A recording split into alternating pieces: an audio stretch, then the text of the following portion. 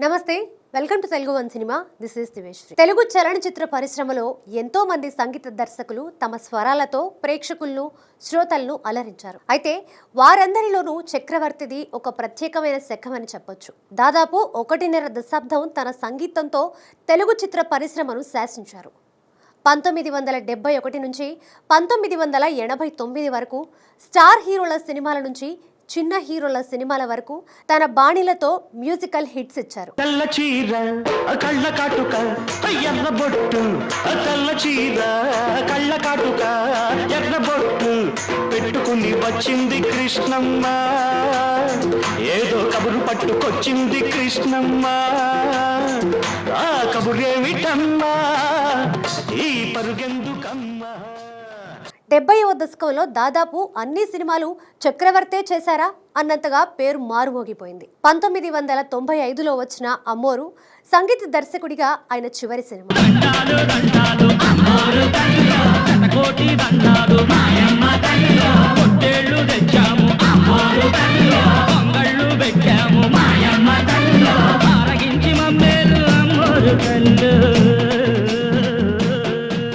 ఇరవై 25 సంవత్సరాల కెరీర్లో 960 సినిమాలకు సంగీతం అందించారు చక్రవర్తి. కమర్షియల్ సినిమాలకు, ప్రేమ కథా చిత్రాలకు, కుటుంబ కథా చిత్రాలకు మ్యూజిక్ చేయడంలో ఓ ప్రత్యేకమైన శైలిని కలిగిన చక్రవర్తి సినీ కెరీర్ ఎలా మొదలైంది, ఆయన సినీ జీవిత విశేషాలేమిటి అనేది ఈ బయోగ్రఫీలో తెలుసుకుందాం. చక్రవర్తి అసలు పేరు కొమ్మినేని అప్పారావు.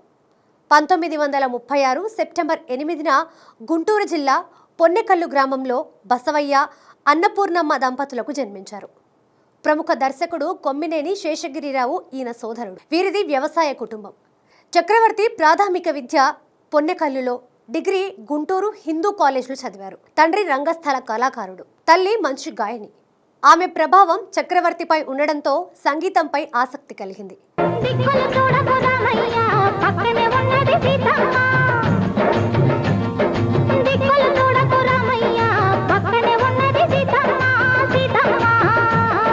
సిరిమల్లె నవ్వుల సీతమ్మ ముందుకు రావే ముద్దుల గుమ్మ, సిరిమల్లె నవ్వుల సీతమ్మ ముందుకు రావే ముద్దుల గుమ్మ, ముద్దుల గుమ్మ. అది గమనించిన తండ్రి ఆయనకి శాస్త్రీయ సంగీతం నేర్పించారు. ఆ తర్వాత వినోద్ ఆర్కెస్ట్రా ఏర్పాటు చేసుకొని ప్రదర్శనలు ఇచ్చేవారు చక్రవర్తి. అలాగే విజయవాడ రేడియో స్టేషన్లో 1954, 1958 మధ్య ఆయన పాడిన పాటలు వినిపించేవి. 1958లో డిగ్రీ పూర్తి చేశారు.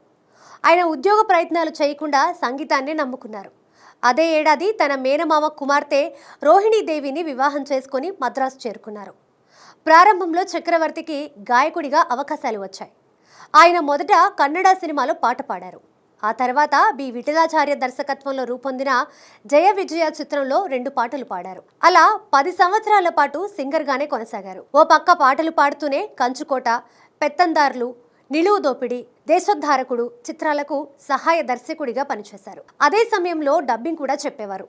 తమిళ నటుడు ఎంజీఆర్, శివాజీ గణేశన్, నాగేష్, హిందీ నటులు రాజ్ కుమార్, సంజీవ్ కుమార్ వంటి వారికి తెలుగులో గాత్రదానం చేశారు. ఆయన కెరీర్ మొత్తంలో 600 సినిమాలకు డబ్బింగ్ చెప్పారు. 1970 ప్రాంతంలో చక్రవర్తిలోని సంగీత జ్ఞానాన్ని పసిగట్టిన నిర్మాత చటర్జీ తను నిర్మిస్తున్న మూగ ప్రేమ చిత్రానికి సంగీతాన్ని అందించే బాధ్యతను అప్పగిస్తూ అప్పారావు పేరును చక్రవర్తిగా మార్చారు. 1971లో విడుదలైన ఈ సినిమా విజయం సాధించలేదు.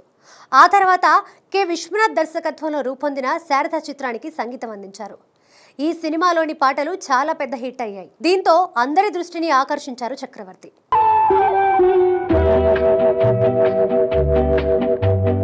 కన్నె వధువుగా మారేది జీవితంలో ఒకేసారి, వధువు వలపే విరిసేది. ఆ తర్వాత వరుసగా బాబు, అన్నదమ్ముల అనుబంధం, ఇదా లోకం, చీకటి వెలుగులు బలిపీఠం, జేబుదొంగ వంటి మ్యూజికల్ హిట్స్ ఇచ్చారు. 1977లో దసరా కానుకగా విడుదలైన ఎన్టీఆర్ సినిమా యమగోళలోని పాటలు సంగీత దర్శకుడిగా చక్రవర్తిని తారాస్థాయికి తీసుకువెళ్లాయి.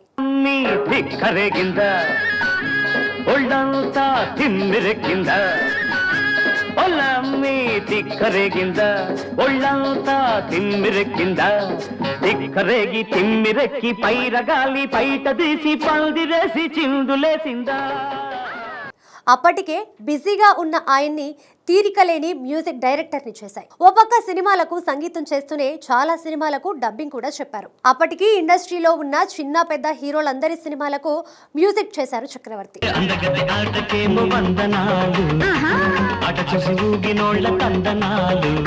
చిరునవ్వు నవ్వితే చిచ్చేలే లోకము ఒకసారి ఆడితే వన్స్ మోర్.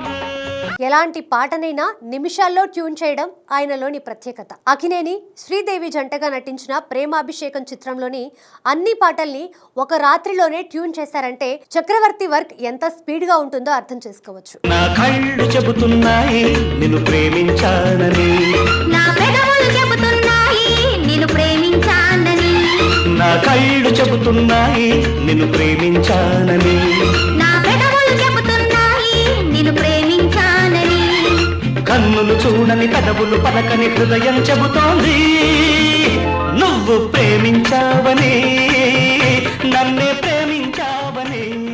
1976-78 మధ్య కాలంలో యమగోళ, డ్రైవర్ రాముడు, వేటగాడు, సర్దార్ పాపారాయుడు, కొండవీటి సింహం, జస్టిస్ చౌదరి, మల్లెపువ్వు, 16 ఏళ్ల వయసు వంటి ఎన్నో సినిమాలకు అద్భుతమైన పాటలను అందించారు.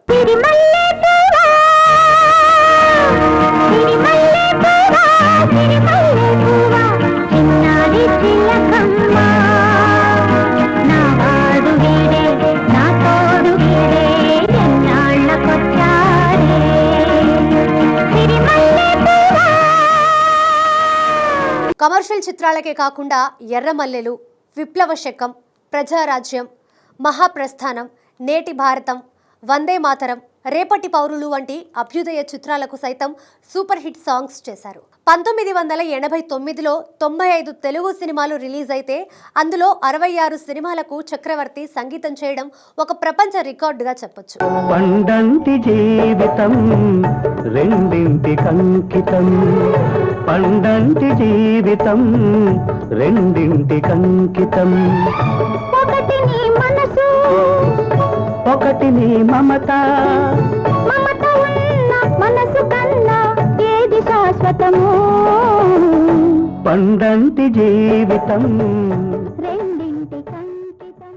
సింగర్గా, డబ్బింగ్ ఆర్టిస్ట్గా, మ్యూజిక్ డైరెక్టర్గా మంచి పేరు తెచ్చుకున్న చక్రవర్తి ఎన్నో సినిమాల్లో విభిన్నమైన పాత్రలు పోషించి నటుడిగా కూడా మంచి పేరు తెచ్చుకున్నారు. మాలతో పూజలు చేశానే, సేవలు చేశానే, నా మోహము మోహన రాగం పలికిన వేళ, నీ స్నేహము కోసము దాము నడిగిన వేళ, వరించగా తరించగా మనోరథం ఫలించగా, శృతులు లయలు జతులు గతులు కలిసి మెలసి వలసి వలసి పిలిచిన వేళ, ఇందు నా కళ్ళకి విందు, అందు నా చేతికి అందు అందు.